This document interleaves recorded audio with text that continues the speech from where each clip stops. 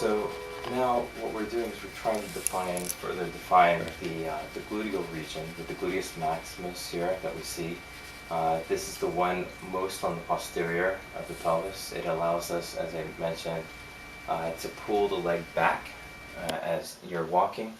The two sides of the gluteal muscle, the gluteus maximus, form sort of a loose butterfly shape overall. On one side here, wrapping, over the top of the pelvis like this, connecting this way with the sacrum, where you find the sacrum on the pelvis. It comes over and connects on the other side, forming the other side of the wing of the gluteus maximus. Then the shadow wraps around it like this, and it starts to narrow with the shadow. Begins to narrow towards the bottom of the pelvis, or the bottom of that ovoid that I began with. And I'm going to go ahead and keep the ovoid alive a little bit in the drawing by further defining it with a little bit of green. This will allow this to stand out a little more just for a little while, so that you can better see that shape. Okay. So here it is, the bottom of the ovoid lining up with the bottom of the pelvis, great trochanter halfway mark. Technically, the ischium, at the very bottom of the ischium of the pelvic girdle, that's the real true bottom. But I like to think of the bottom with the bottom of this ovoid in alignment with the halfway mark, which is right where you would find the pubic bone, great trochanter relationship lining up with each other. The great trochanter, again, are these 2 points here on the femur that come out and project just a tiny bit, creating these bony landmark points on both sides of the pelvis. And then you have the head of the femur within this mass coming into the pelvis within the acetabellum. And again, we're seeing sort of a symmetrical alignment on one side of it with the great trochanter mass, and on the other side of it with the great trochanter mass. Okay. Now, from here, as I mentioned, the shadow is going to narrow here as the pelvis gluteal muscle comes down and connects to it. It forms this portion of the muscle known as the gluteal cleft. This is kind of like the cleft of the chin. It's, with the muscle, the gluteus, it comes together, meets there, creates this line, and then comes down and creates this superficial fold at the bottom of the gluteus maximus, known as the gluteal fold. And we're going to see it ultimately connect to this part of the leg, in the upper leg, which is inserting itself into the area known as the iliotibial band on the side of the upper leg, ultimately. Now, on the side, we want to also define the gluteus medius muscle. This is the mass of the gluteus region that also connects to basically the same point around the great trochanter, which then inserts with the same muscle of the gluteus on the posterior, the gluteus maximus. They both insert themselves from the side and from the posterior into the same iliotibial band, connecting along the outside of the upper leg here. Now, just a few little points of reference here. Anatomically, the outside side portion of the body is known as the lateral portion. This also pertains to this side of the arm as well. The posterior, of course, is the back. The anterior would be the front view of the body, or the front plane. And then you also have the superior plane, bottom inferior plane, as well as the three-quarter plane, where you see a little bit of the front or anterior plane and a little bit of the side lateral plane. So just keep that in mind, because I might be mentioning some of that as I go along. At any rate, connecting to the scapula on the inner medial border facing the ribcage mass, in its spinal area, you have this area, the rhomboidal the rhomboidal muscle connects from here at the 7th cervical, which is this point here of the vertebrae of the neck. We have 7 vertebrae in the neck here. This is the sphenius process bony landmark point known as the 7th cervical.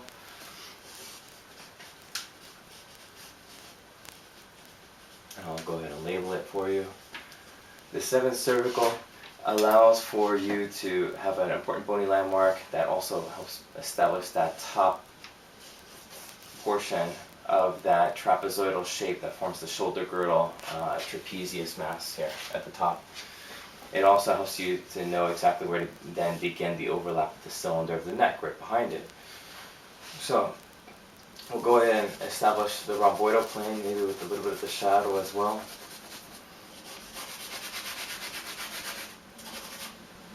And this rhomboidal muscle, or rhomboidal plane of the trapezius, lies just underneath the trapezius muscle, which is coming down like this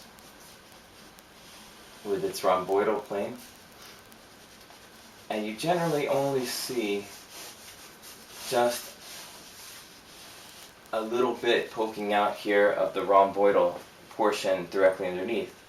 That's because this rhomboidal portion of the trapezius muscle, shaped kind of like a triangle here, upside down triangle, covers over a lot of that right there.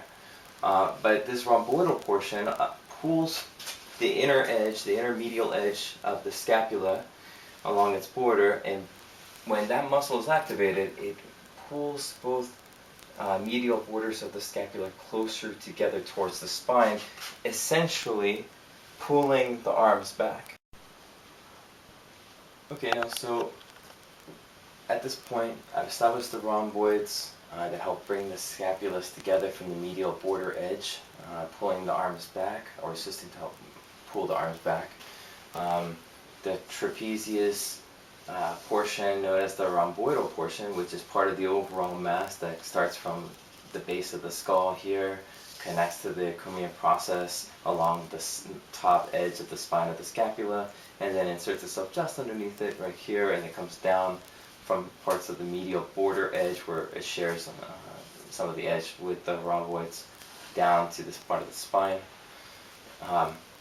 And basically, I'm thinking about the layers of the body, how the muscles layer one by one over one another, the order of that, and I'm trying to solve more than a few problems at once, you know. I don't just want to draw, I want to memorize, I want to absorb. That's my goal every time I draw, every time I work. That's how I've been able to retain so much anatomy over the years, so much about the human body, and then discover some new things along the way. It's because I try to turn my eyes into a sponge for information. I try to retain as much of it as possible whenever I look at a new pose of the figure by memorizing important landmark points, how those landmark points compare to one another in that particular pose. I try to recall it from memory later on when I'm on the bus or the train, or just practicing at home from memory that way, just to test my mind to see if I've been able to connect the dots, retain that information, or if I was just merely looking. There's a difference between looking and memorizing. Absorbing that information with the mind is most critical to the whole process of being an artist. It's not enough to just merely see. So I'm a strong believer in making connections mentally, association tricks, like thinking about the shape of the overall muscle and what it reminds you of. For the trapezius, I've always sort of looked at it in different ways. I see the square box-like area here. I look at this trapezoidal shape here, this upside-down triangle here, and these three sections, make this more, absorbable to my eyes, to my mind. It fuses that together and locks it into my head. From that point on, I never forget it. I start to then concentrate on other things that matter to getting the contour right. Like, how does this muscle then begin to thicken and then overlap with that shape of the trapezius neck plane? Okay, this is the trapezius neck plane.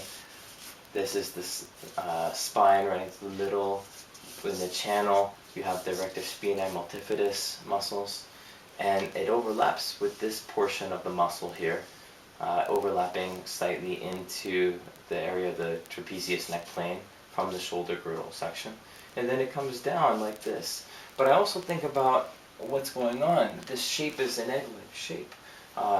As it narrows and tapers towards the top, coming up to the neck, it begins to narrow in, and it's very much like an egg. It rounds out towards the bottom and then starts to curve up a little bit towards the top, which basically means that most of the shoulder girdle plane then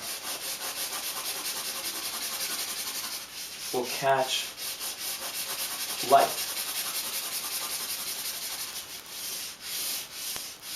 And this will further pronounce this important relationship of this bony landmark of the spine of the scapula, which I've tried to make a little more clear there. And again, I'm just roughing it in. I'm not trying to be perfect about it right now. Overall, more important to me right now is that you memorize these little connections mentally, these associations, these simple shapes that come together layer by layer by layer in order to form what you see. Again, I think that it's also crucial to the process that you try to see this as an ovoid that it's all layering on top of. Again, I'm outlining it in green so it keeps that alive. Again, notice how it comes narrowing towards the top, lines up with the seventh cervical or the top of that trapezoidal shape there of the trapezius. It expands out here at its widest point, and at that point it comes down, overlaps with this bottom ovoid shape. And again, as I mentioned to you earlier, that halfway between the top of this area here and the bottom of this ovoid here, this is where you find the halfway mark, or on the other side of the body, the bottom of pectoralis, roughly. Which of course can vary from person to person, but we're just trying to come up with some general connections here that are specific to the body that can help you better memorize this. From here, I want to maybe go ahead and connect the shoulder joint here to the humerus bone.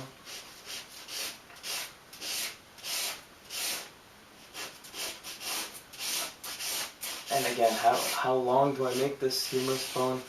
Well, again, as I mentioned, it's about the same length as you would have on the other side, from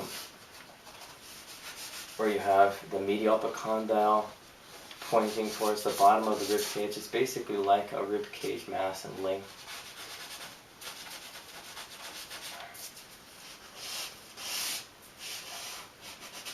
And it has a little point along the middle where the shoulder muscle of the deltoid connects to that point, the deltoid tuberosity, or the humerus tuberosity of the deltoid, coming down to the bottom of this bone, forming the medial epicondyle protrusion there. And again, I'm going to try to keep this simple. And then from there, I think about how this part might fall into a little bit of shadow here underneath the spine of the scapula, because this portion is catching a little more light than this portion, because this is now wrapping around this plane of the rib cage, and this plane is facing a little more upwards than this portion. So as it comes down, it gets a little more shadow, because this portion of the egg is curving downwards, facing this way, right? So keep in mind the way the planes are shifting and the way this affects the light and shadow and the way you're massing it in. And you'll find that you can better memorize how to shade in the body.